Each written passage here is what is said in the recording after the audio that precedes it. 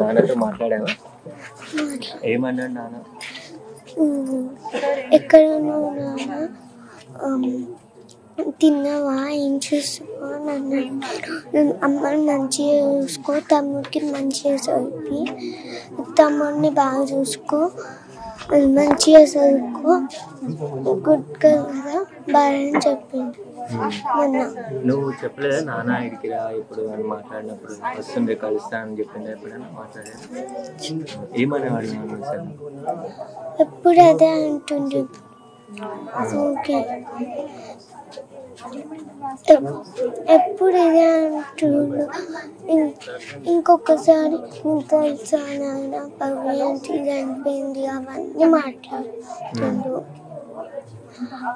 ఊరికి అవే మాట్లాడుతుండు. ఫోన్ చేసినప్పుడల్లా అంతనే మాట్లాడుతుండే. ఇంకా బాగా చెప్పేస్తుండు అంతే. సీరియల్ నటుడు చందు ఆత్మహత్య చేసుకున్న ఘటనతో వాళ్ళ ఇంటి వద్ద విషాద ఛాయలు నెలకొన్నాయి. ప్రస్తుతం వాళ్ళ భార్య శిల్ప ఉన్నారు. ఒకసారి మాట్లాడదాం. అసలు ఎప్పుడు మాట్లాడి చివరగా మీతో ఎప్పుడు మాట్లాడారు? ఇప్పటి నుండి అంటే పర్సనల్ కాల్ ఏం జరగలేదు మా ఇద్దరి మధ్యలో కన్వర్సేషన్. తను పాప కోసమని గోల్డ్ అది ఏమంటారు ఇప్పుడు మనకి స్కీమ్స్ ఉంటాయి కదా, అవి కట్టడానికి అనేసి కట్టాడనమాట. అది కంప్లీట్ అయిపోయింది. సో ఆర్నమెంట్ తీసుకొని రా అనేసి చెప్పాడు. సో దానికోసం ఆ కన్వర్సేషన్ తప్పితే దానికి మించిన కన్వర్సేషన్ వేరేది ఏం అవ్వలేదు మా ఇద్దరి మధ్యలో. సో పాపకి మాత్రం ఒక మాట అన్నాడంట, అమ్మని బాగా చూసుకో, మంచి చదువుకో, తమ్ముడిని బాగా చదివించుకో అనేసి అని అన్నాడంట. మీ మ్యారేజ్ ఎప్పుడైంది? ఎప్పటి నుంచి చందు అటు దూరం? మాది 2015 November 29th మా మ్యారేజ్ అయ్యింది. తను 2020లో ఎగ్జాక్ట్ మంత్ తెలియదు, somewhere in the month of June July ఉంటుంది, మిడ్ ఆఫ్ ద ఇయర్. అప్పటి నుంచి దూరం అయ్యాడు. అంటే ఏం చేసేవాడు ముందు? సీరియల్స్ రాకముందు చందు ఏం చేసేవాడు? అసలు దూరం కావడానికి కారణం?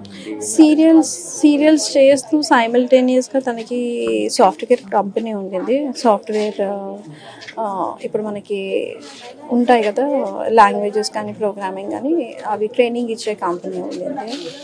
కొంచెం లాస్ అయినందుకు తీసేయాల్సి వచ్చింది అనమాట. తీసేసిన తర్వాత ఫుల్ ప్లెజ్గా ఇండస్ట్రీలోకి వచ్చేసాడు అనమాట. పవిత్ర ఎట్లా దగ్గరైంది ఆమెకి? మీరు పెళ్లి చేసుకుని పిల్లలు ఉన్నారు, ఆమె ఎందుకు ఎంటర్ కావాల్సి వచ్చింది? పవిత్ర జయరామ్ ఎంటర్ అయ్యింది త్రినేని కాంట్రాక్ట్ వల్ల. త్రినేని సీరియల్ ఎప్పుడైతే కాంట్రాక్ట్ సైన్ చేశాడో ఆ తర్వాత నుంచి చాలా చేంజ్ వచ్చింది. ఫస్ట్ లాక్డౌన్ తర్వాత నుంచి చాలా చేంజ్ వచ్చింది. అంటే మరి మీరు అడేలే కుటుంబ సభ్యులు అని మీరు ఇక్కడ దూరంగా ఉంటున్నారు అంటే గొడవ పడేది? అంటే తరచుగా గొడవలు అవుతున్నాయి. మేమేమనుకున్నామంటే ఏదో మిస్కమ్యూనికేషన్ అలా అనుకున్నాం, కానీ ఇంత డెప్త్గా వెళ్తాడు అంటే ఇది అన్ఎక్స్పెక్ట్ చేయలేదు. ఇది అన్ఎక్స్పెక్టెడ్. అంతలోపు మాకు తెలిసేలోపు అన్ఎక్స్పెక్టెడ్ అంటే మా మదర్ పాస్ అవే అయింది December 2019లో 21st. నేను అందులో నుంచి డిప్రెషన్లో నుంచి బయటికి రావడానికి నాకు ఆల్మోస్ట్ 2 years పట్టింది. అందులోనే ఇది ట్రావెల్ అయినారు వీళ్ళిద్దరు. సో నాకు తెలిసేసరికి ఆల్మోస్ట్ అంతా జరిగిపోయింది. సో అలా అన్నమాట. ఎప్పుడైనా మాట్లాడడం కానీ ఇంట్లో వాళ్ళు మాట్లాడడం కానీ జరగలేదు అసలు? ఇట్లా నేనే మాట్లాడాను తనతో, ఏదన్నా నేనే డీల్ చేశాను. అటు పవిత్రతో అయినా కానీ ఇతనితో అయినా నేను మాట్లాడాను. మాట్లాడితే అదే తను నాకు కావాలి అనేసి అన్నాను. అలా ఎలా కుదరదు కదా అది అనేసి అని అన్నాను. లేదు కావాలి అది అనేసి అని అన్నాడు. మళ్ళీ పిల్లలు ఎలా, ఆ డిస్కషన్ జరిగింది. బట్ తన ఇంట్రెస్ట్ మొత్తం అక్కడ ఉండింది. పోనీలే ఎక్కడో ఒక చోట ఫాదర్ అన్న ఉంటాడు కదా పిల్లలకి అని అనుకున్నాను. ఆల్ ఆఫ్ సడన్ ఈ యాక్సిడెంట్ అవ్వడము, మేబీ తను పోయింది కదా మా కోసం పిల్లల కోసం వస్తాడు, ఇన్ని రోజులు సఫర్ అయిన పెయిన్ మొత్తం పోయింది, కొంచెం డిప్రెషన్ ఉంటుంది, ఆ డిప్రెషన్లో నుంచి బయటకు వచ్చాక మళ్ళీ మాతో కలిసిపోతాడు, ముందట్లా మా లైఫ్ ఉంటుందని ఎక్స్పెక్ట్ చేశాను. కానీ ఇలా జరుగుతుందని ఎప్పుడు ఎక్స్పెక్ట్ చేయలేదు. అంటే కొంతమందితో వాట్సాప్ చాటింగ్ చేసిండు మాట్లాడడం, కొంత వేరే వాళ్ళ ఫ్రెండ్స్తో ఇట్లా వాట్సాప్ చాటింగ్ చేసి ఇట్లా చనిపోతాం. మీ కుటుంబ సభ్యులకి ఏమైనా అట్లా ఫోన్ చేయడం కానీ అట్లా చేశారా? లేదు, యాక్చువల్గా నేను ఇన్స్టాగ్రామ్లో చూసాను. అంటే 2 days వెయిట్ చేయి, నేను వచ్చేస్తున్నాను నీకోసము అని, అంతే తప్పితే లేదు. సో అది చూసిన తర్వాత ఫ్యామిలీ మెంబర్స్తో కూర్చోబెట్టి మాట్లాడిపిస్తే నేను అంత పిరికోండి కాదు, నేను ఆ పిల్లల కోసం బతుకుతా అనేసి అని అన్నాడు. అంతే. మీకు ఎప్పుడు చెప్పారు ఇట్లా చనిపోయింది అని చెప్పేసి? మీకు ఎట్లా అంటే మేము యాక్చువల్గా ట్రై చేస్తున్నాం, నిన్న మార్నింగ్ నుంచి ట్రై చేస్తున్నాం అనమాట. మేమే పంపించాము బాబుని, అంటే ఫ్రెండ్ వాళ్ళ బ్రదర్ని పంపించాము. అక్కడ వెళ్ళి చూసేసరికి హ్యాంగ్ చేసుకొని ఉన్నారంట. అంటే ఎక్స్పెక్ట్ చేయలేదు, ఎందుకంటే రాగానే పవిత్ర జయరాం ఫ్యూనరల్ అవ్వగానే ఇమీడియట్గా తన లగేజ్ మొత్తం తీసుకొచ్చేసారన్నమాట. సో లగేజ్ తీసుకొచ్చినాక తను వెళ్తాడు అన్నది ఎక్స్పెక్ట్ చేయలేము కదా. బట్ ఈ సాఫ్ట్వేర్ కంపెనీకి సంబంధించిన దాంట్లో ఏమైనా పవిత్ర వివాదం జరిగిందా, గొడవలు జరిగిందా మధ్యలో?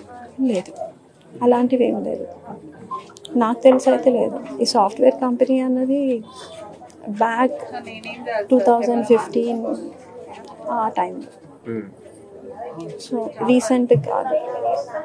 ఎంతమంది పిల్లలు మీకు? 2 పిల్లలను చూపించి, ఏం చదువుతున్నారు? పాప 3rd standard, బాబు LKG. పాప 8 years, బాబు 4 years. అంటే ఈ మధ్య దీనికి సంబంధించి ఇన్సిడెంట్ అయిన తర్వాత పిల్లల కోసం కానీ ఇక్కడ ఉన్న వాళ్ళ తల్లిదండ్రుల కోసం రావడం జరిగింది. అసలు మాట్లాడే ప్రయత్నం చేశాము.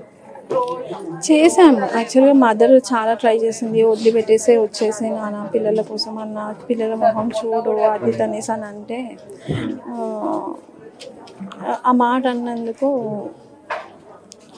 మదర్తో కూడా మాట్లాడట్లేదు. ఇక్కడికే అంత్యక్రియలు చేస్తారమ్మా? ఇక్కడ నుంచి స్టార్ట్ అవుతుంది. మీరేం చెప్పాల్సుకున్నారు అంటే ఇలాంటి సంబంధాల వల్ల కుటుంబాలకు? యాక్చువల్గా ఎప్పుడైతే అడల్టరీ లీగలైజ్ అయ్యిందో అప్పటి నుంచి చాలామంది ఫ్యామిలీస్ చాలా డిస్టర్బ్ అయ్యాయి. మేబీ మెన్ అవ్వచ్చు, ఫీమేల్ ఆర్ మేల్, 2 sides చాలా దెబ్బతిని ఉంటాయి. సో అది మళ్ళీ బ్యాక్ టు ఆ సెక్షన్ మళ్ళీ తీసుకొస్తే మేబీ నాలాంటి వాళ్ళకి అన్యాయం జరగదేమో అనేసి నేను అనుకుంటున్నాను. ఈ మధ్య మనం చాలా చూస్తున్నాము. ఇప్పుడు తిని సెలబ్రిటీ కాబట్టి మేము ఎక్స్పోజర్ అయ్యాము. లేదు అంటే మాలాగా సఫర్ అయ్యే వాళ్ళు చాలామంది ఉంటారు కదా, చాలామంది చనిపోయి ఉంటారు కదా, వాళ్ళెలా మేము ఎంత ఏడుస్తున్నామో అలాంటి ఫ్యామిలీస్ కూడా అలానే ఏడుస్తుంటారు కదా. అంతే. నా ఒపీనియన్ అయితే అడల్టరీ లీగలైజ్ కాదు, ఇల్లీగల్ అన్నది చేయాలి అన్నది నేను అనుకుంటున్నాను.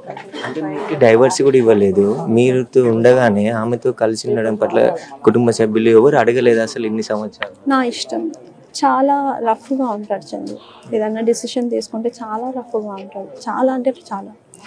అది తను ఏదైతే ఫిక్స్ అవుతాడో అంతే, దానికి రివర్స్ మనం ఏం సమాధానం చెప్పడానికి ఉండదు, అలా ఉంటుంది.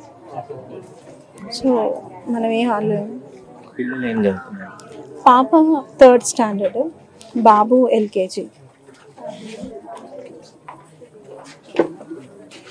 ఇట్లా ఎప్పుడు మాట్లాడావా నాన్నతో? మాట్లాడావా? ఏమన్నాడు నాన్న? ఎక్కడ ఉన్నావు నాన్న, తిన్నావా, ఏం చూసుకో అని అన్నాడు. అమ్మని మంచిగా చూసుకో, తమ్ముడికి మంచిగా చదివి, తమ్ముడిని బాగా చూసుకో, మంచిగా చదువుకో, గుడ్ కదా బాగా అని చెప్పిండు మొన్న. నువ్వు చెప్పలేదా నాన్న ఇక్కడికి రా ఇప్పుడు అని మాట్లాడినప్పుడు? వస్తుండే కలుస్తా అని చెప్పిండే ఎప్పుడైనా మాట్లాడారు? ఏమనేవాడు నాన్న సార్? ఎప్పుడు అదే అంటుండే. ఓకే, ఎప్పుడు ఇదే అంటుండు. ఇంకొకసారి తెలుసా నాన్న పవియంతి చనిపోయింది అవన్నీ మాట్లాడుతుండు, ఊరికి అవే మాట్లాడుతుండు. ఫోన్ చేసినప్పుడల్లా అంతనే మాట్లాడుతుండు, ఇంకా బాగా చెప్పేస్తుండు అంతే.